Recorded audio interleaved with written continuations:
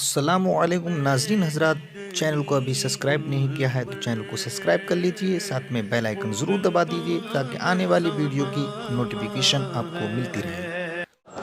میرے پیارے آقا صلی اللہ تعالی علیہ وسلم کے پیارے دیوانوں، آج ہم نماز پڑھ کر کے بے چین ہیں، آج روزے رکھ کر کے بے چین ہیں، آج زکوٰۃ دے کر بے چین ہیں، آج حج کر کے بے چین ہیں، آج تلاوت کر کے بے چین ہیں، جبکہ یہ ساری چیزیں قرار کے لیے ہیں، یہ ساری چیزیں سکون کے لیے ہیں، یہ ساری چیزیں اطمینان کے لیے ہیں۔ لیکن کیا وجہ ہے مسجد میں دل نہیں لگتا، مسجد میں سکون نہیں ملتا؟ کیا وجہ ہے کہ تلاوت میں سکون نہیں ملتا؟ کیا وجہ ہے حج میں سکون نہیں ملتا؟ کیا وجہ ہے طواف کعبہ میں سکون نہیں ملتا؟ وجہ سب سے بڑی یہ ہے کہ ہمارا دل گندا ہو چکا ہے، ہمارا دل ناپاک ہو چکا ہے، ہمارے دل میں اٹھنے والے خیالات اور ہمارے دل میں جو محبت دنیا موجود ہے یہ ہمیں قرار کی دولت سے محروم کیے ہوئے ہے۔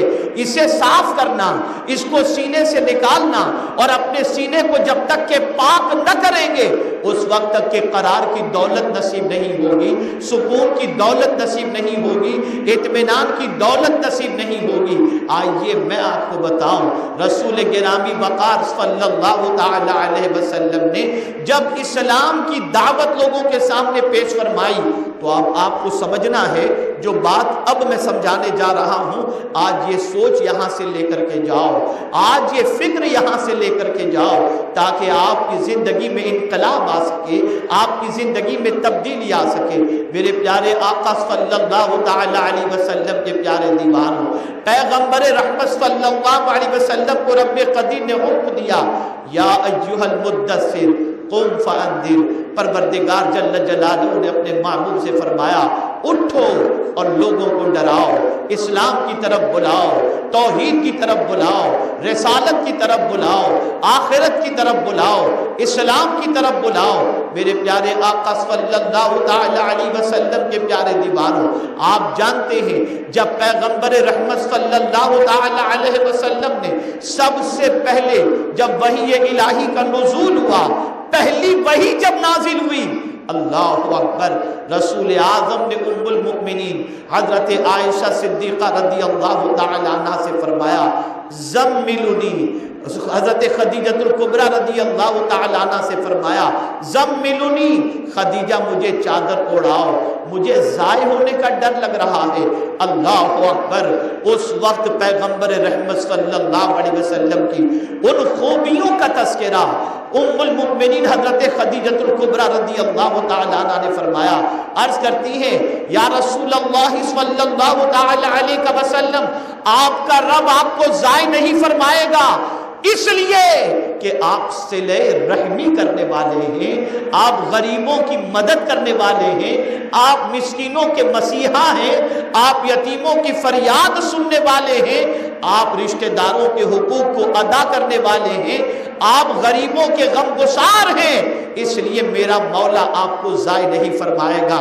توجہ چاہوں گا، رسول اعظم صلی اللہ تعالی علیہ وسلم نے 40 سال کی عمر کے اندر اعلان نبوت فرمایا اور پیغمبر رحمت صلی اللہ علیہ وسلم نے اسلام کی طرف دعوت دی۔ اب آپ دیکھیں اعلان نبوت سے لے کر کے آقا کریم صلی اللہ تعالی علیہ وسلم کی باقی کی 12 سالہ زندگی کا اگر آپ مطالعہ کریں تو نماز فرض نہیں ہوئی تھی، روزہ فرض نہیں ہوا تھا، حج فرض نہیں ہوا تھا، زکوٰۃ فرض نہیں ہوئی تھی۔ آقا کریم صلی اللہ علیہ وسلم کی ہجرت کے 18 مہینے پہلے کم و بیش نماز کی فرضیت کا حکم نازل ہوا۔ سوال یہ پیدا ہوتا ہے اس سے پہلے رسول اعظم نے جو 12 سال گزارے اسلام کی دعوت کے، وہ آقا کریم صلی اللہ علیہ وسلم نے کس کام کے اندر گزارے؟ کیا تبلیغ کرتے تھے؟ کیا لوگوں کو بتاتے تھے؟ کیا لوگوں کے ساتھ سلوک کرتے تھے جس کی وجہ سے لوگوں کے دلوں میں اسلام کی محبت بیٹھی، لوگوں کے دلوں میں اسلام کی عظمت بیٹھی اور لوگ مسلمان ہونے شروع ہوئے؟ ہمیں اسی چیز کو سمجھنا ہے، اسی چیز کو دل و دماغ میں بٹھانا ہے۔ اعلان نبوت سے لے کر کے 12 سالہ زندگی جو سرکار کی اسلام کی تبلیغ کے اندر گزری ہے، اور اس دوران جتنے بھی مسلمان ہوئے سرکار انہیں کون سا کام بتاتے تھے؟ اس لیے کہ نماز تو فرض نہیں ہوئی تھی، روزے تو فرض نہیں ہوئے تھے، حج تو فرض نہیں ہوا تھا، زکوٰۃ تو فرض نہیں ہوئی تھی، تو کون سی چیز تھی جس کی تبلیغ میرے آقا فرماتے تھے اور جس کی وجہ سے لوگوں کے سینوں کے اندر اسلام کی عظمت بیٹھتی تھی؟ تو اے رسول اعظم کے دیوانوں، وہ غریبوں کی غم گساری تھی، وہ پریشان حالوں کی مدد تھی، وہ مسکینوں کا خیال کرنا تھا، وہ یتیموں کی مدد کرنا تھا، وہ پریشان حالوں کی زلفوں کو سنوارنا تھا، وہ خدمت خلق تھی۔ رسول اعظم نے اس خدمت خلق کے ذریعے نہ جانے کتنوں کے سینے کے اندر اسلام کی عظمتوں کو سرکار نے بٹھا دیا۔ اے رسول اعظم صلی اللہ تعالی علیہ وسلم کے دیوانوں، یہ بات دل و دماغ کے اندر محفوظ کر لیں۔ اللہ اکبر! انسان کے دل کو جیتنا ہے تو آپ انسان کے دل کے اندر ان چیزوں کو داخل کریں جس کی وجہ سے اس کے دل میں محبت پیدا ہو۔ تالیف قلب یہ اسلام کا بہت بڑا فلسفہ ہے اور اسلام کا بہت عظیم کام ہے۔ اللہ اکبر! رسول اعظم صلی اللہ علیہ وسلم کے دور پاک کا جائزہ لیجئے۔ رسول اعظم اعلان نبوت سے پہلے بھی مکے میں جو زندگی گزارتے تھے، آپ جانتے تھے کسی پریشان حال کا مکے میں اس کی آمد ہوتی اور وہ پریشان ہوتا تو مکے میں اسے کوئی اور نظر نہیں آتا، محمد عربی ہی نظر آتے تھے، جن کے پاس وہ چلا جاتا تھا اس کی مصیبتیں دور ہو جایا کرتی تھی۔ میرے پیارے آقا صلی اللہ تعالی علیہ وسلم کے پیارے دیوانوں، بھوکوں کو کھانا کھلانا، غریبوں کا خیال کرنا، مسکینوں کی دستگیری کرنا، اللہ اکبر! پیغمبر اعظم صلی اللہ علیہ وسلم نے صحابہ کے دلوں کے اندر غریبوں کی اتنی محبت پیدا فرما دی تھی کہ اللہ اکبر! حضرت بلال کو صدیق اکبر خرید کر آزاد کرتے نظر آتے ہیں اور بہت سارے ایسے ظلم کی چکی میں پیسے جانے والے صحابہ کو صدیق اکبر خرید کر آزاد کرتے نظر آتے ہیں۔ اللہ اللہ! میرے پیارے آقا صلی اللہ علیہ وسلم کے پیارے دیوانوں، آپ ذرا سوچو اور اندازہ لگاؤ، پیغمبر اعظم صلی اللہ تعالی علیہ وسلم نے تالیف قلب کے ذریعے، رسول اعظم صلی اللہ علیہ وسلم نے بھوکوں کو کھانا کھلانے کے ذریعے، رسول اعظم صلی اللہ علیہ وسلم نے مسکینوں کی دستگیری کے ذریعے، رسول اعظم صلی اللہ علیہ وسلم نے یتیموں کی مدد کے ذریعے، میرے آقا صلی اللہ علیہ وسلم نے ابتدائی دنوں کے اندر اسلام پھیلایا۔ آج حالات بدل چکے ہیں، آج تو غریب کو حقارت کی نظر سے دیکھا جاتا ہے، آج غریب کے ساتھ بیٹھنا انسان پسند نہیں کرتا، آج غریب کو دیکھ کر انسان منہ پھراتا نظر آتا ہے۔ اللہ اکبر! اے پیغمبر اعظم صلی اللہ علیہ وسلم کے دیوانوں، امیر سے ہر کوئی محبت کرتا ہے لیکن غریب سے محبت کرنا یہ مصطفیٰ کی بھی سنت ہے اور خواجہ کی بھی سنت ہے۔ آپ جانتے ہیں امیر کو ہر جگہ پیار ملتا ہے، غریب کو اللہ کے رسول اور ولیوں کے دربار میں پیار ملا ہے۔ جسے کوئی نہیں پوچھتا اسے مدینے کے تاجدار بھی پوچھتے دکھائی دیتے ہیں اور اولیاء کرام بھی پوچھتے دکھائی دیتے ہیں۔ آپ ہندوستان کی سرزمین کا جائزہ لیجئے، اس سرزمین پر سلطان الہند غریب نواز رحمت اللہ تعالی علیہ نے کس چیز سے اسلام پھیلایا، کون سا طریقہ اختیار فرمایا، کون سی راہ اختیار فرمائی جس کی وجہ سے عطائے رسول کے جملے اور کردار کی بنیاد پر لوگوں کے سینوں میں اسلام کی عظمت و محبت بیٹھ گئی۔ تو میں آپ کو یقین کے ساتھ کہتا ہوں بہت سارے اس کے اسباب ہو سکتے ہیں، لیکن سب سے بڑا سبب جو نظر آتا ہے وہ مجھے حضرت سلمان فارسی کو جو حضور نے فرمایا تھا وہی چیز نظر آتی ہے۔ جب حضرت سلمان فارسی رضی اللہ تعالی عنہ مسلمان ہوئے تو سرکار سے عرض کرتے ہیں حضور مجھے حکم فرمائیں، مجھے کیا کرنا ہے، نصیحت فرمائیں۔ تو میرے آقا نے 2 نصیحت فرمائی تھی، اطعموا الطعام افشوا السلام، بھوکوں کو کھانا کھلاؤ اور سلام کو پھیلاؤ۔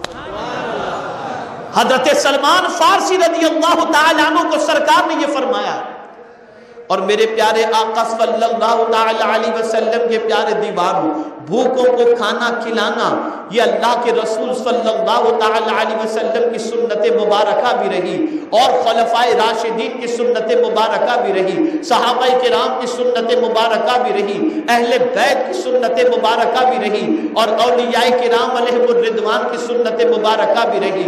یاد رکھو میرے پیارے آقا صلی اللہ تعالیٰ علیہ وسلم کے پیارے دیوانوں، انسان اگر بھوکا ہو اس کو کھلانا تو باعث برکت ہے ہی، لیکن اگر جانور پیاسا اور بھوکا ہو اسے کھلانے پلانے پر بھی اللہ گناہوں کو معاف فرما کر جنت کا مزدہ عطا فرما دیتا ہے۔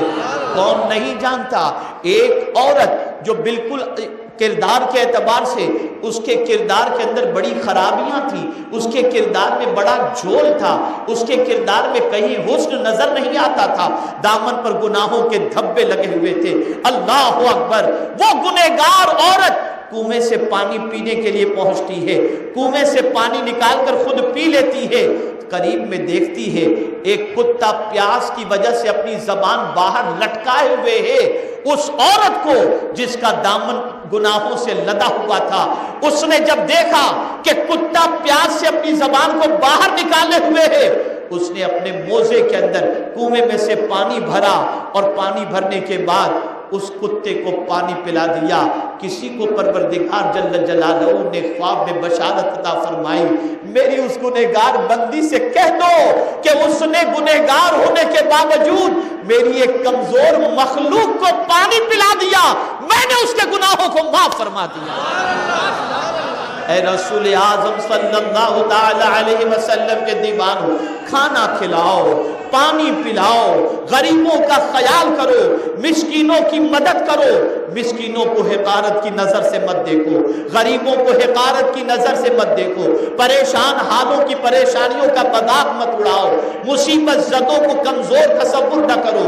اللہ اکبر، کہیں یہ نہیں فرمایا گیا کہ بہت اجلے کپڑے پہنے ہوئے، بہت صاف ستھرے کپڑے پہنے ہوئے اگر اللہ کی بارگاہ میں کوئی قسم کھا لیں تو اللہ ان کی قسم کو پورا فرما دے، یہ نہیں فرمایا گیا، لیکن میرے آقا فرماتے ہیں اگر کوئی پراگندہ بال، اگر کوئی پراگندہ کپڑا پہنا ہوا مفلس و ناتواں شخص، یاد رکھو کچھ ایسے بھی اس میں ہوتے ہیں جن کا لباس گندا ہوتا ہے، چہرہ افسردہ ہوتا ہے، داڑھی کے بال بکھرے ہوئے ہوتے ہیں، لیکن اگر وہ خدا پر کوئی قسم کھا لیں تو مولا ان کی قسم کو پوری فرما دیا کرتا ہے۔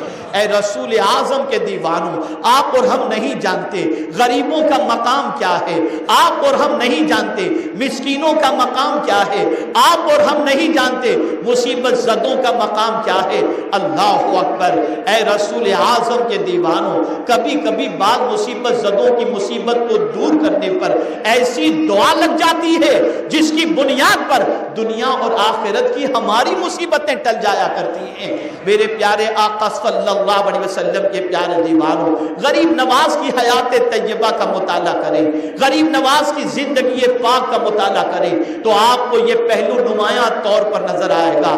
کون سا ایسا پریشان حال تھا جو میرے خواجہ کی چوکھٹ پر آیا ہو اور میرے غریب نواز نے اس کی پریشانی دور نہ کی ہو، اس کی مصیبت دور نہ کی ہو، اس کی تکلیف دور نہ کی ہو، اور میرے خواجہ نے یہ دیکھا ہو کہ بھئی اس کے پاس سرمایہ نہیں، میں اسے کیوں بیٹھنے دوں، میں اس کو کیوں منہ لگاؤں، یہ کسی لائق نہیں۔ نہیں، میرے خواجہ کا عالم یہ تھا کہ غریب آئے تو مسکرا کر استقبال، پریشان حال آئے تو مصیبت میں اس کو جو ہے مسکرا کر استقبال۔ اللہ اکبر، دنیا کا انسان جو مارا پھرتا ہے جب میرے خواجہ کی چوکھٹ پر ان کی بارگاہ میں آتا تھا تو جانتے ہیں اسے یقین ہو جاتا تھا میرا کوئی ہو یا نہ ہو میرے خواجہ تو ضرور ہیں، وہ میری ضرور مدد فرمائیں گے۔ اور دنیا نے دیکھا ہے خواجہ کی بارگاہ سے انعام و اکرام کی بارشیں ہوئی، زندگی بدلی۔ آپ ذرا دیکھیں بھوکوں کو کھانا کھلانا، اور ایک بات خاص طور پر یاد رکھیں، اللہ نے بڑا اونچا مقام عطا فرمایا غریب نواز کو، بڑا اونچا مرتبہ عطا فرمایا غریب نواز کو، ولایت کے اونچے مقام پر میرے خواجہ فائز۔ اللہ اتنا اونچا مرتبہ، اشارہ فرما دے تو انا ساگر کا پانی جو ہے وہ پیالے میں آ جائے، اونٹ کو حکم فرما دے تو اس کی جگہ سے اٹھے نہیں۔ اتنی طاقت کے باوجود میں پوری دیانتداری کے ساتھ اور پورے چیلنج کے ساتھ کہتا ہوں، اتنی طاقت کے باوجود بھی ان کو ستانے والے کو، جنہوں نے میرے خواجوں کو ستایا، غریب نواز نے کسی سے انتقام نہیں لیا، بدلہ نہیں لیا، کیونکہ یہ بھی میرے نبی کی سنت ہے، یہ بھی میرے آقا صلی اللہ علیہ وسلم کی سنت مبارکہ ہے۔ بلکہ ستانے والوں کو ایسی محبت دی کہ وہ ستانے والے خود زلفوں کے اسیر بن گئے اور کلمہ پڑھ کر کے مسلمان ہو گئے۔ جے پال جوگی کی زندگی دیکھو، آیا تھا جادو کرنے، ہو گیا حضرت غریب نواز کا دیوانہ۔ آپ ذرا دیکھیں، ہم لوگوں کی سوچ میں بڑا فرق ہے، ہم لوگوں کی سوچ بڑی ناپختہ ہے۔ ہمیں تو کوئی ستائے تو ہم یہاں آ کر دعا کرتے ہیں غریب نواز اس کو ہلاک کر دو۔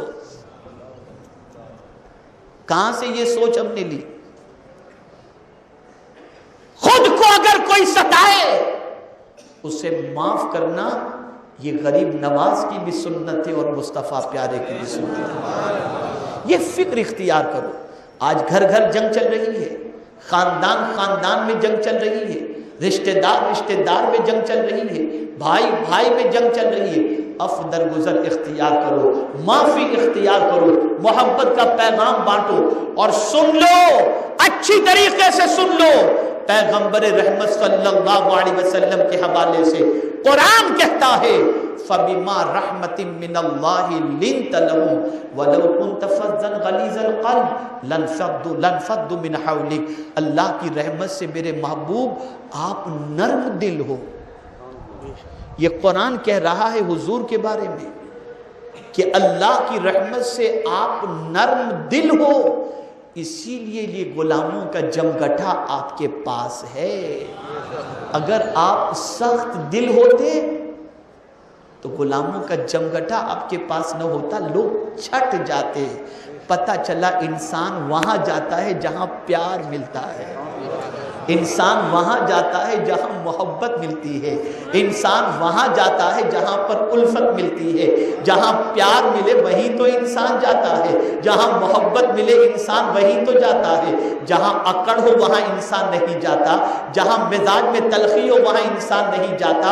آپ جانتے ہیں نرمی میں اللہ نے خیر رکھی ہے، نرمی میں اللہ عز و جل نے برکتیں رکھی ہیں۔ اللہ اکبر۔